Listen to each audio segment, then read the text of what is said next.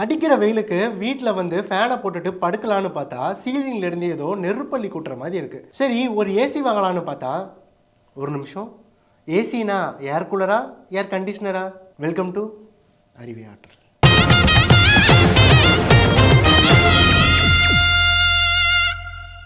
முதல்ல ஏர் கூலர்னா என்ன, ஏர் கண்டிஷனர்னா என்ன, அது எப்படி ஒர்க் பண்ணுதுன்றதை வச்சு சொல்லலாம்.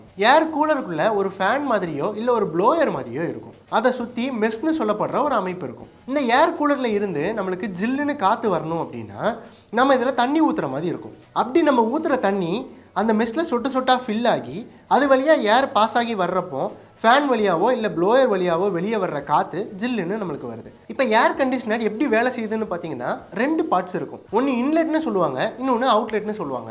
அவுட்லெட் யூனிட்லேருந்து ஒரு பைப் வழியாக கூலண்ட் ஃப்ளோ ஆகிட்டே இருக்கும். இந்த இன்லெட் யூனிட்டில் கூலண்ட் மேலே சூடான காற்று படும்போது அது எல்லாத்தையும் அப்சர்வ் பண்ணிக்கும். அதனால தான் நம்மளுக்கு ரூம் ஃபுல்லாக சில்லுன்னு ஆகிருது. இந்த சூடான காற்றை அப்சர்வ் பண்ணிக்கிறதுனால இந்த கூலண்ட்லாம் ஹீட் ஆகி வேப்பராக மாறி அவுட்லெட் யூனிட்டுக்கு போகும்.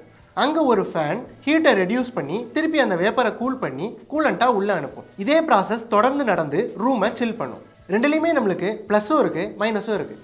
இப்போ ஏர் கூலரை பார்த்துக்கிட்டோம்னா comparing to air conditioner rate கொஞ்சம் கம்மி தான். எலக்ட்ரிசிட்டி பில்லும் கொஞ்சம் கம்மியாக தான் செலவாகும். அதே மாதிரி சர்வீஸ்க்கும் நிறைய காசு செலவு வைக்காது. அப்போ இதில் மைனஸே இல்லையான்னு கேட்டால் கண்டிப்பாக இருக்குது. இதில் ஊற்றுற தண்ணியை யூஸ் பண்ணி தான் இது ரூமை சில் பண்ணுதுங்கிறதுனால அதிகமாக ஈரப்பதத்தை உண்டாக்கும். இது நிறைய பேருக்கு மூச்சு விடுறதுக்கு சிரமமாக இருக்கிறதுனால சளி, ஃபீவர் இந்த மாதிரியான பிரச்சனைகளை அது உண்டாக்குறதுக்கு வாய்ப்பு இருக்குது. அதே மாதிரி இது ரூம் ஃபுல்லாக கூலிங் கொடுக்குமான்னு கேட்டிங்கன்னா ஏர் கண்டிஷனர் அளவுக்கு கொடுக்காதுன்னு தான் சொல்லணும். அப்போ ஏர் கண்டிஷனர் வாங்கலாமான்னு கேட்டால் அதில் இருந்து வெளியே வர்ற சிஎஃப்சின்ற கேஸ் சுற்றுச்சூழலுக்கு அதிகமாக பாதிப்பை உண்டாக்குது. இதனால ஓசோன் லேயரில் கூட ஓட்ட விழுதான். இப்போ இருக்கிற சூழ்நிலையில் ஹீட்ல இருந்து தப்பிக்கணும்னா ரெண்டுல ஏதாச்சும் ஒன்றை யூஸ் பண்ணி தான் ஆகணும். உங்களுக்கு எது சூட்டபுளாக இருக்கும்னு பார்த்து வாங்கிக்கோங்க.